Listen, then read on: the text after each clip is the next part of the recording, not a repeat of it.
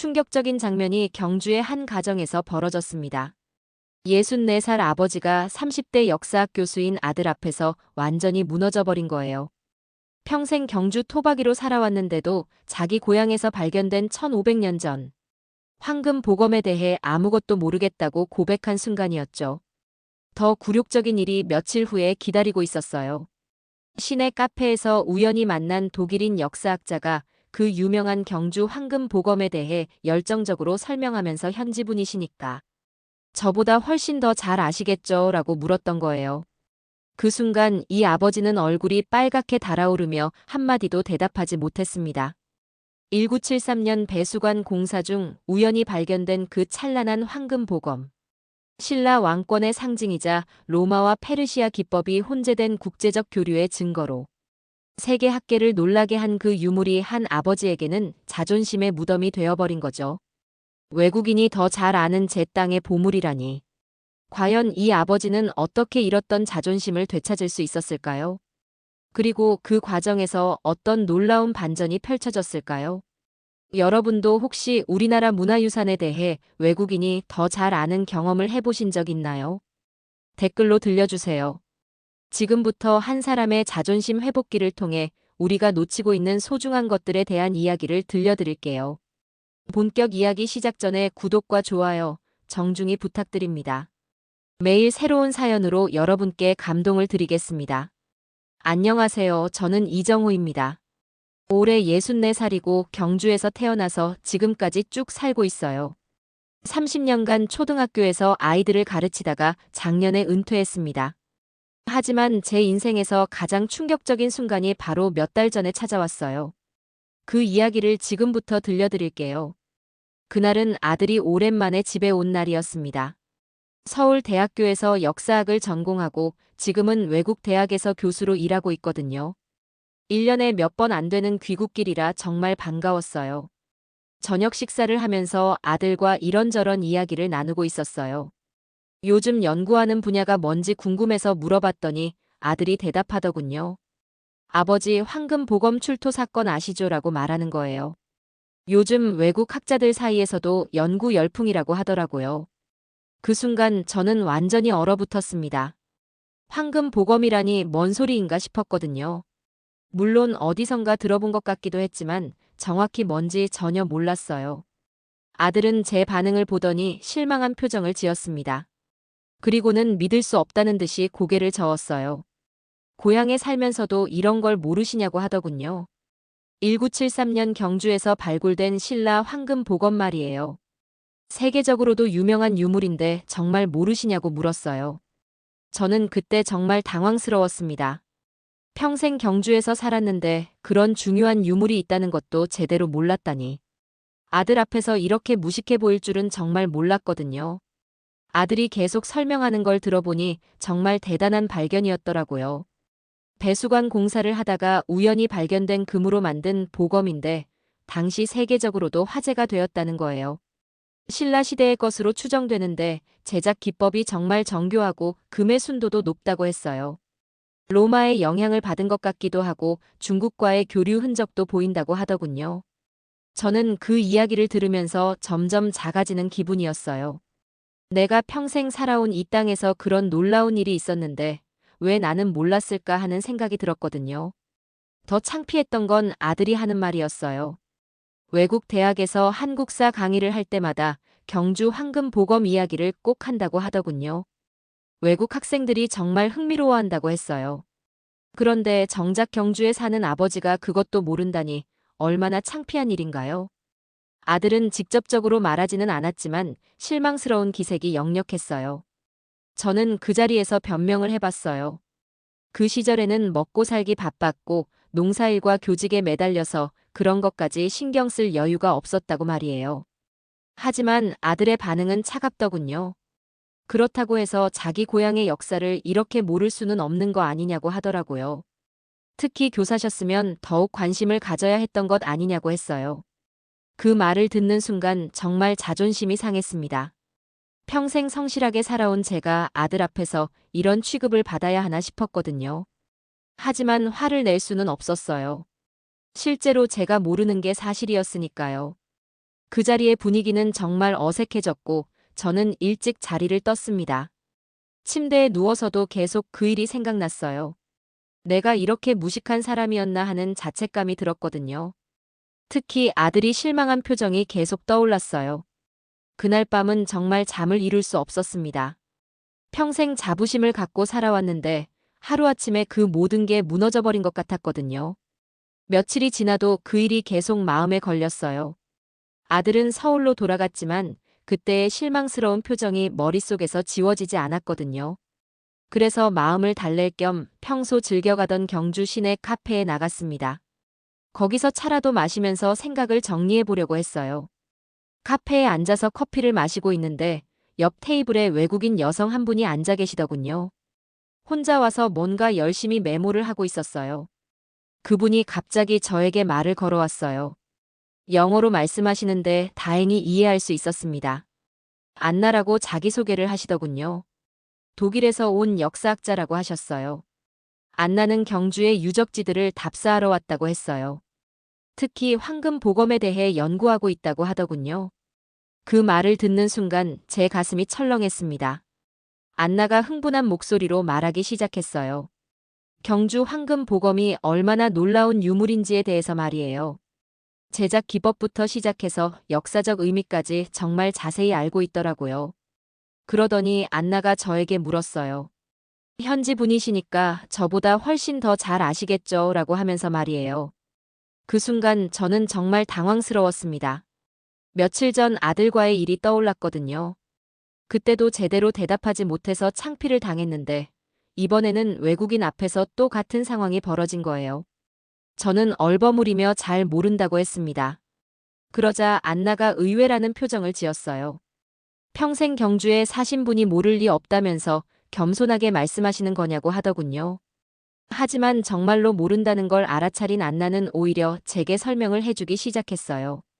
1973년에 발견된 그 보검이 얼마나 중요한 발견이었는지 말이에요.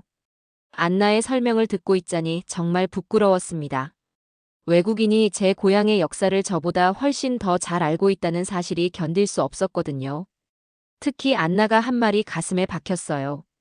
이런 훌륭한 유물을 가진 경주 사람들이 정말 부럽다고 하면서 자신의 고향에도 이런 보물이 있었으면 좋겠다고 하더군요. 저는 그 말을 들으면서 정말 복잡한 마음이었어요. 외국인은 부러워하는 우리 지역의 보물을 정작 저는 제대로 모르고 있다니 얼마나 아이러니한 일인가요? 안나는 계속해서 황금 보검의 세부적인 특징들을 설명해줬어요. 보검의 장식 문양이나 제작 기법, 그리고 당시 국제적 교류의 증거가 되는 부분들까지 정말 자세히 알고 있었어요. 저는 그 이야기를 들으면서 점점 작아지는 기분이었습니다. 내가 왜 내 땅의 역사를 외국인에게 배워야 하는지 이해할 수 없었거든요. 더욱 창피했던 건 안나가 한국의 다른 유물들에 대해서도 물어봤을 때였어요. 천마총이나 금관 같은 것들 말이에요. 저는 그것들도 제대로 알지 못했습니다. 안나는 실망스러운 표정을 지었어요. 그러면서 한국 사람들이 자국의 문화유산에 대해 관심이 적은 것 같다고 말하더군요. 정말 안타깝다고 했어요. 그 말을 듣는 순간 저는 정말 화가 났습니다. 하지만 동시에 부끄러웠어요. 화낼 자격도 없었거든요. 실제로 제가 무관심했던 게 사실이었으니까요. 카페를 나오면서 마음이 정말 무거웠습니다. 아들에게 이어 외국인에게까지 이런 굴욕을 당하다니 자존심이 말이 아니었거든요. 집으로 돌아오는 길에 계속 생각했어요. 내가 정말 이렇게 무지한 사람이었나 하는 자책감과 함께 분노도 올라왔습니다. 집에 도착하니 아들이 전화를 해왔어요. 며칠 전 일에 대해 사과하고 싶다는 내용이었습니다. 너무 심하게 말한 것 같다고 하더군요. 하지만 저는 이미 감정이 상해 있는 상태였어요. 카페에서 당한 일까지 겹치니까 더욱 화가 났거든요. 결국 아들과 큰 언쟁을 벌이게 되었습니다. 저는 아들에게 따졌어요. 내가 농사 짓고 학교 다니느라 바빠서 몰랐던 게 죄냐고 말이에요. 그 시절에는 하루하루 먹고 살기도 바빴다고 했어요. 아들도 지지 않고 대답했습니다. 아버지 세대가 그렇게 무심했으니까 지금 외국인들이 한국 역사를 더 잘 아는 거라고 하더군요. 그 말이 정말 가슴에 박혔어요. 사실 오늘 카페에서 바로 그런 일을 당했거든요. 독일인 학자가 저보다 우리 지역 역사를 훨씬 잘 알고 있었어요. 아들은 계속해서 말했습니다. 요즘 외국 대학에서 한국 학과가 늘어나고 있는데 정작 한국 사람들은 자기 문화를 모른다고 하더군요. 특히 경주 같은 곳에 사는 분들이 그런 무관심을 보이면 외국 학자들이 얼마나 실망하겠냐고 했어요. 그 말을 듣고 더욱 화가 났습니다. 저는 소리를 질렀어요. 그럼 내가 뭘 어떻게 하라는 거냐고 말이에요. 이제 와서 공부를 다시 하라는 거냐고 했습니다. 아들은 차분하게 대답했어요. 늦었다고 생각하지 마시고 지금이라도 관심을 가져보시라고 하더군요. 아직 충분히 배울 수 있다고 했어요. 하지만 저는 그런 말이 더욱 기분 나빴어요. 마치 제가 게으르고 무지해서 이런 상황이 된 것처럼 들렸거든요. 전화를 끊고 나서 정말 화가 났습니다. 평생 성실하게 살아왔는데 아들한테까지 이런 취급을 받아야 하나 싶었어요. 더욱 분한 건 오늘 카페에서 당한 굴욕이었어요. 외국인이 제 고향 역사를 저보다 잘 알고 있다는 현실이 받아들여지지 않았거든요. 저는 그날 밤 술을 좀 마셨어요. 평소에는 거의 안 마시는데 그날은 기분이 너무 안 좋아서 혼자 소주를 한 병 비웠습니다. 술을 마시면서 계속 생각했어요. 내가 정말 이렇게 무능한 사람이었나 하는 자책감과 동시에 억울함도 컸거든요. 분명히 저도 젊었을 때는 경주의 역사에 관심이 있었어요. 학교에서도 향토사 교육을 했고 아이들에게 우리 지역의 자랑거리를 가르치곤 했거든요. 하지만 언제부터인가 그런 관심이 사라졌던 것 같아요. 일상에 치여서 살다 보니 그런 것들을 잊고 살았던 거죠. 특히 은퇴하고 나서는 더욱 그랬어요. 뭔가 무기력해지고 세상 돌아가는 일에 관심이 줄어들었거든요. 하지만 그렇다고 해서 이렇게 무식하게 보일 줄은 몰랐어요. 특히 제 자식과 외국인 앞에서 이런 창피를 당할 줄은 정말 몰랐습니다. 그날 밤은 정말 괴로웠어요. 자존심도 상하고 자책감도 들고 분노도 치밀어 올랐거든요. 이 모든 감정이 뒤섞여서 잠을 이룰 수 없었습니다. 새벽까지 뒤척이다가 문득 생각했어요. 이렇게 괴로워만 하고 있을 게 아니라 뭔가 해야겠다는 생각이 들었거든요. 아들 말이 맞을 수도 있다는 생각도 들었어요. 늦었다고 생각하지 말고 지금이라도 관심을 가져보라는 그 말이에요. 하지만 어디서부터 시작해야 할지 막막했습니다. 예순이 넘은 나이에 뭘 어떻게 공부하라는 건지 감이 오지 않았거든요. 다음 날 아침 일찍 일어나서 집 안을 정리하기 시작했어요. 복잡한 마음을 달래려면 몸을 움직이는 게 좋겠다 싶었거든요. 오래된 서랍들을 하나씩 정리하면서 추억에 잠겨 있었는데 갑자기 눈에 띄는 것이 있었어요.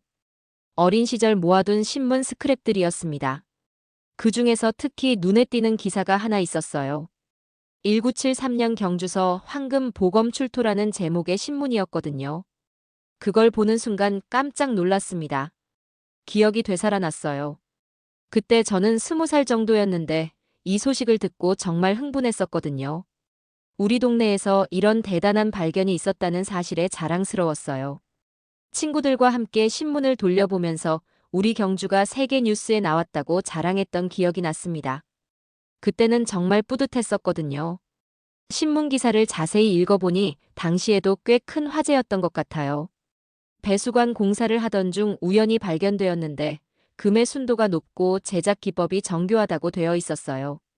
특히 인상 깊었던 건 외국 학자들의 반응이었어요. 신라의 금 세공 기술이 로마나 페르시아와 비교해도 뒤지지 않는다는 평가가 있었거든요.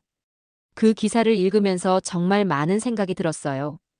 분명히 그때는 저도 이 일에 관심이 있었고 자랑스러워했는데 언제부터 잊고 살게 되었을까 하는 생각이 들었거든요. 더 찾아보니 그 시절 관련 기사들이 더 있었어요.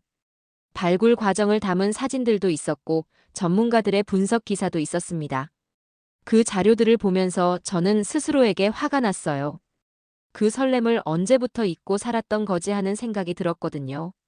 젊었을 때는 분명히 우리 지역의 역사에 자부심을 갖고 있었어요. 신라의 후예로서 자랑스러워했고 경주에 사는 것을 행복하게 생각했거든요. 하지만 언제부터인가 그런 마음이 사라진 것 같아요. 일상에 치여서 살다 보니 그런 감정들을 잃어버렸던 거죠. 특히 교직에 있을 때는 더욱 그랬던 것 같아요. 매일 수업 준비하고 아이들 가르치느라 바빠서 이런 것까지 신경 쓸 여유가 없었어요. 은퇴하고 나서는 오히려 더 무관심해졌어요.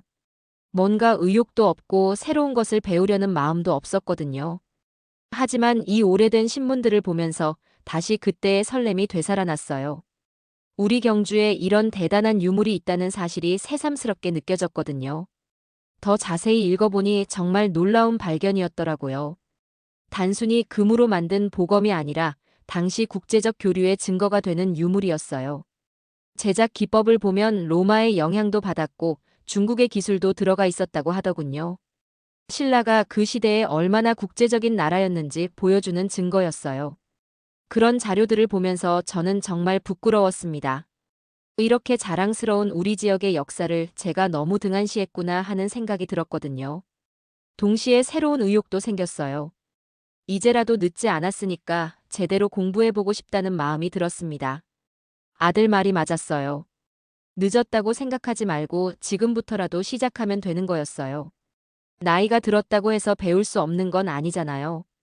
그날 오후부터 저는 본격적으로 자료를 찾아보기 시작했어요. 인터넷으로 황금 보검에 대한 정보들을 검색해봤습니다. 생각보다 많은 자료들이 있더라고요. 발굴 당시의 사진들부터 시작해서 최신 연구 결과들까지 정말 다양한 정보들이 있었어요. 인터넷으로 찾은 자료들을 보면서 정말 놀랐습니다. 경주 황금 보검에 대한 연구가 이렇게 활발하게 이루어지고 있을 줄은 몰랐거든요. 특히 외국 학자들의 연구 논문들이 많다는 사실에 충격을 받았어요. 독일, 일본, 미국 등 여러 나라의 학자들이 이 유물에 관심을 갖고 연구하고 있었습니다. 그 중에서도 며칠 전에 만났던 안나의 논문도 발견할 수 있었어요. 신라 금속 공예 기술의 국제적 특성에 대한 연구였는데 정말 깊이 있는 내용이었습니다. 안나의 논문을 읽으면서 더욱 부끄러워졌어요. 외국인이 우리 문화유산을 이렇게 깊이 있게 연구하고 있는데 정작 저는 아무것도 모르고 있었거든요. 하지만 동시에 자랑스러운 마음도 들었어요. 우리 경주의 유물이 이렇게 세계적으로 인정받고 있다는 사실이 뿌듯했거든요. 논문들을 읽어보니 황금 보검의 역사적 의미가 정말 대단했어요. 단순한 무기가 아니라 신라 왕권의 상징이자 국제 교류의 증거였습니다. 특히 금의 순도와 제작 기법을 분석한 결과가 흥미로웠어요.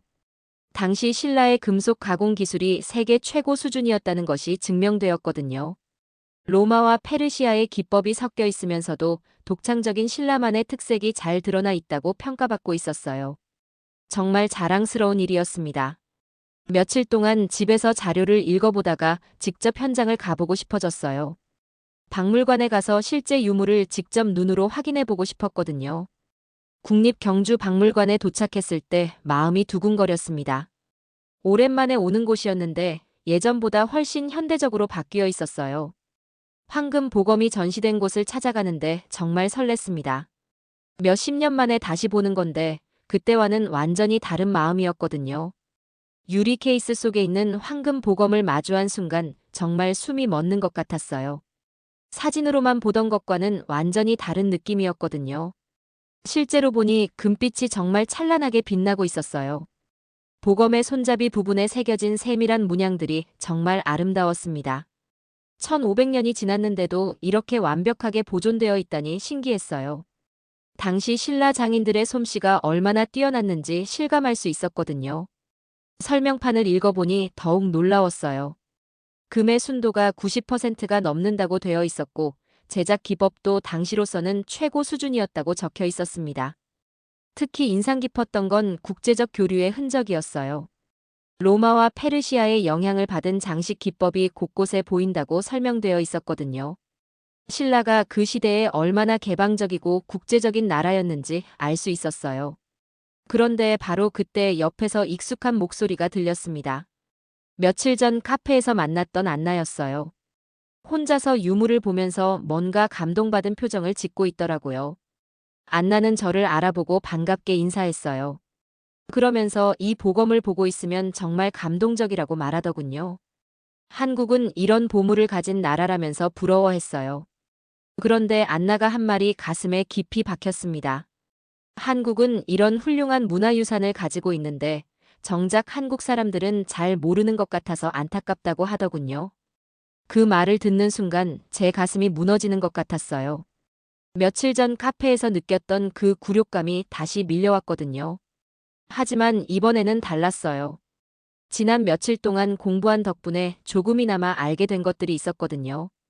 완전히 무지한 상태는 아니었어요.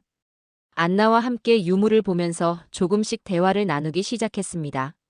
제가 최근에 이 유물에 대해 관심을 갖게 되었다고 말했더니 안나가 정말 좋아하더라고요. 안나는 자신의 연구 내용을 설명해주면서 이 보검이 갖는 의미에 대해 열정적으로 이야기했어요. 외국인이지만 정말 진심으로 한국 문화를 사랑하고 있다는 게 느껴졌습니다. 그 모습을 보면서 저는 정말 부끄러웠어요.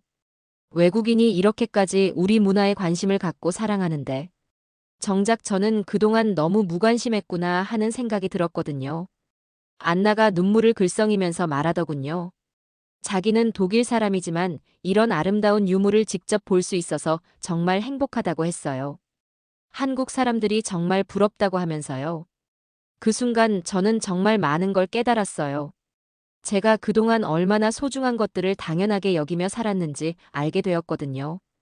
우리에게는 너무 가까이 있어서 특별하지 않게 느껴지는 것들이 외국인들에게는 정말 소중하고 아름다운 것들이었어요.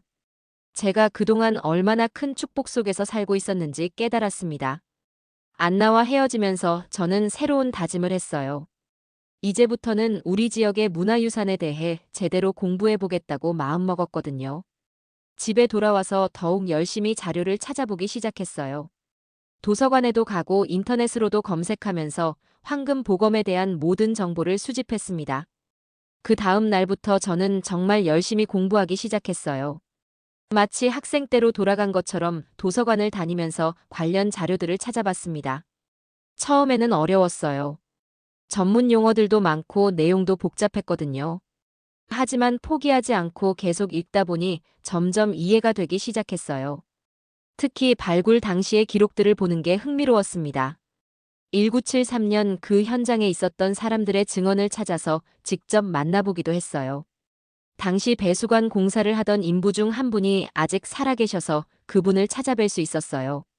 그분은 발견 당시의 상황을 생생하게 기억하고 계시더라고요. 처음에는 그냥 이상한 금속 덩어리라고 생각했는데 자세히 보니 정교한 장식이 되어 있어서 깜짝 놀랐다고 하시더군요. 급히 발굴팀을 불렀던 그 순간의 설렘을 지금도 기억한다고 하셨어요. 그런 생생한 증언들을 듣고 있으니 제가 마치 그 현장에 있었던 것 같은 느낌이 들었어요. 50년 전 경주에서 벌어진 그 역사적인 순간을 간접적으로나마 경험할 수 있었거든요. 도서관에서 찾은 자료 중에는 해외 논문들도 많았어요. 영어로 된 것들이라 처음에는 읽기 어려웠지만 사전을 찾아가면서 열심히 번역해서 읽었습니다. 외국 학자들이 이 보검을 어떻게 평가하고 있는지 알게 되었는데 정말 놀라웠어요. 신라의 금속 공예 기술을 세계 최고 수준이라고 평가하는 논문들이 많았거든요. 특히 로마나 페르시아와의 기술적 비교를 다룬 논문들이 인상 깊었어요. 신라가 단순히 외국 기술을 모방한 게 아니라 독창적으로 발전시켰다는 분석이 많았습니다. 그런 자료들을 읽으면서 점점 자부심이 생겼어요.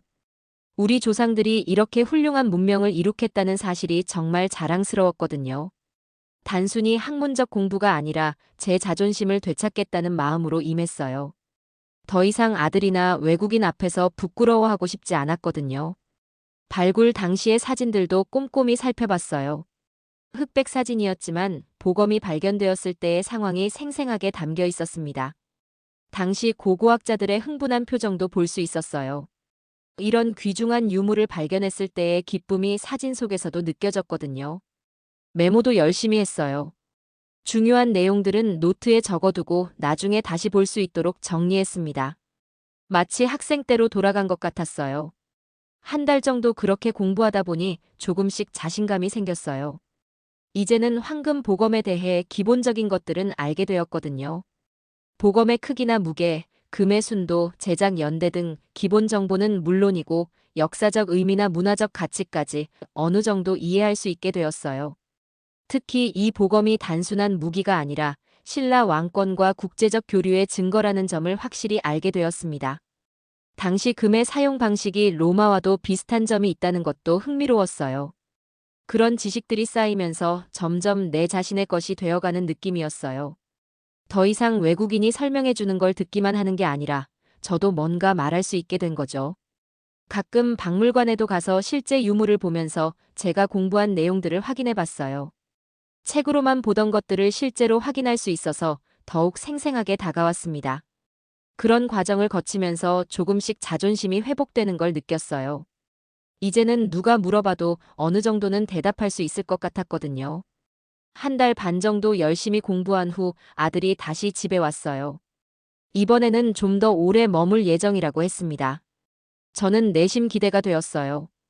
이번에는 달라진 모습을 보여줄 수 있을 것 같았거든요. 아들과 저녁을 먹으면서 자연스럽게 대화가 시작되었어요. 아들이 요즘 연구하는 내용에 대해 이야기하더군요. 여전히 한국 고대사, 특히 신라 시대에 대한 연구였어요. 그러더니 아들이 또다시 그 이야기를 꺼냈어요. 아버지, 그때 황금 보검 이야기 기억하시죠? 라고 하면서 말이에요. 요즘 외국에서도 관련 연구가 더욱 활발해지고 있다고 하더라고요. 저는 이번에는 당황하지 않았어요. 오히려 기다렸다는 듯이 대답할 준비가 되어 있었거든요. 아들이 또 물어볼 줄 알고 있었어요. 아들이 시험하듯이 물어봤습니다. 아버지, 그때 보검이 왜 중요한 줄 아세요? 라고 말이에요. 예전 같았으면 또 당황했겠지만 이번에는 달랐어요. 저는 또렷하게 대답했습니다. 그건 단순한 무기가 아니라 신라 왕권과 국제적 교류의 증거라고 말이에요.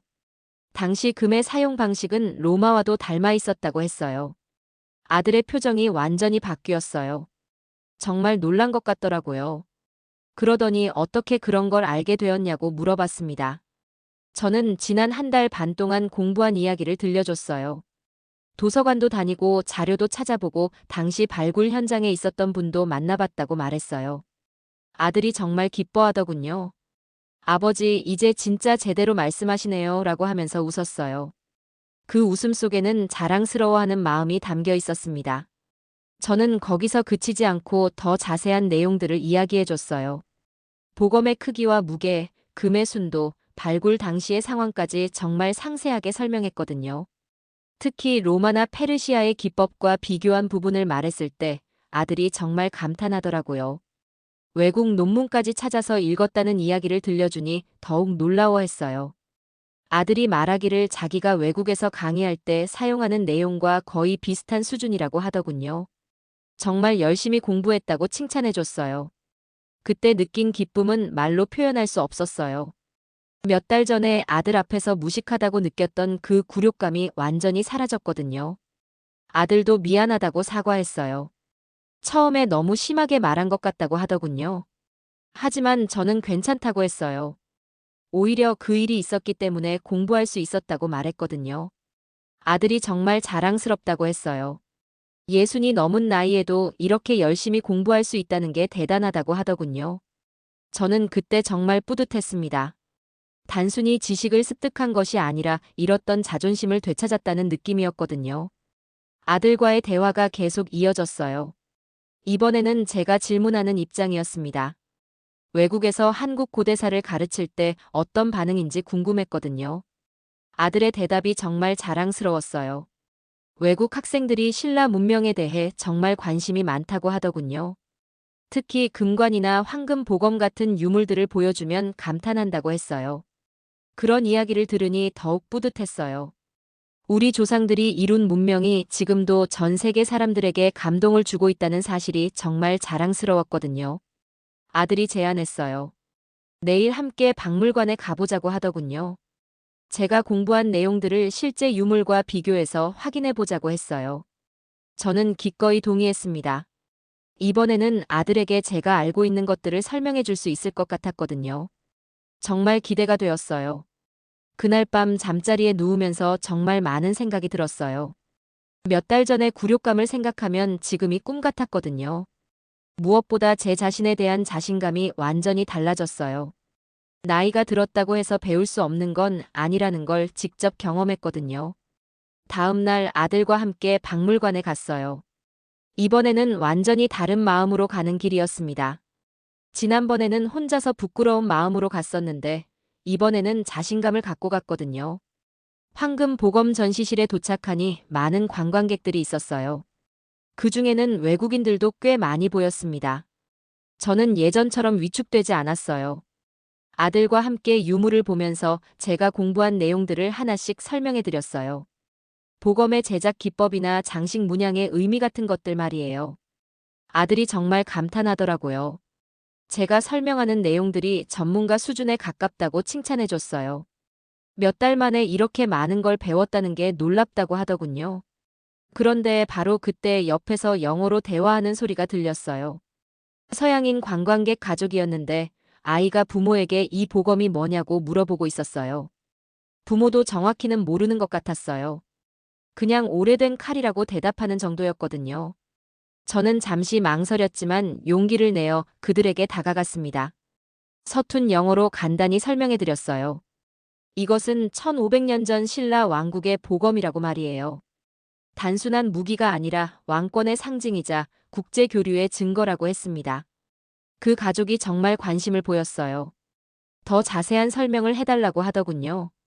저는 제가 아는 범위 내에서 최대한 자세히 설명해 드렸어요. 특히 금의 순도가 매우 높다는 점과 로마나 페르시아의 기법이 섞여 있다는 점을 강조했어요. 신라가 그 시대에 얼마나 국제적인 국가였는지 설명해 드렸습니다. 그 가족이 정말 감동했어요. 한국의 역사가 이렇게 깊고 풍부할 줄 몰랐다고 하더군요. 특히 아이가 정말 흥미로워하면서 계속 질문했어요.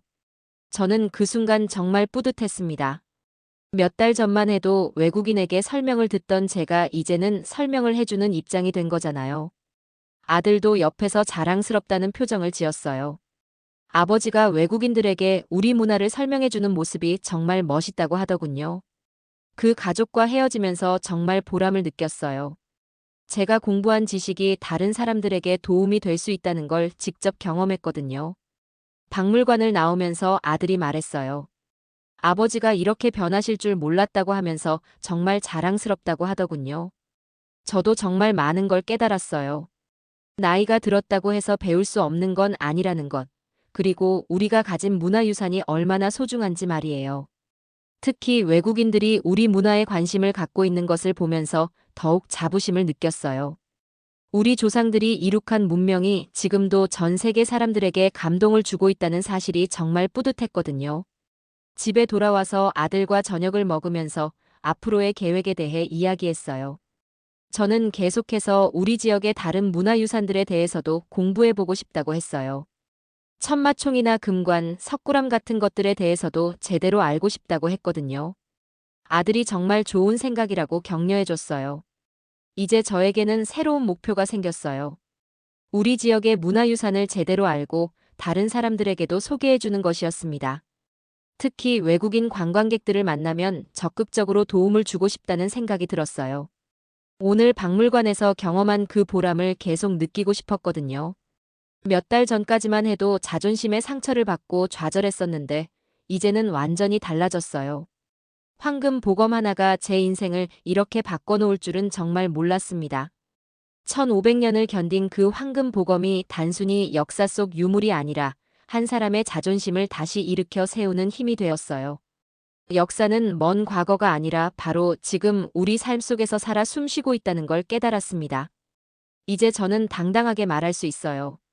나는 경주 사람이고 우리에게는 세계가 인정하는 찬란한 문화유산이 있다고 말이에요. 그리고 그것을 자랑스럽게 생각한다고 말할 수 있습니다.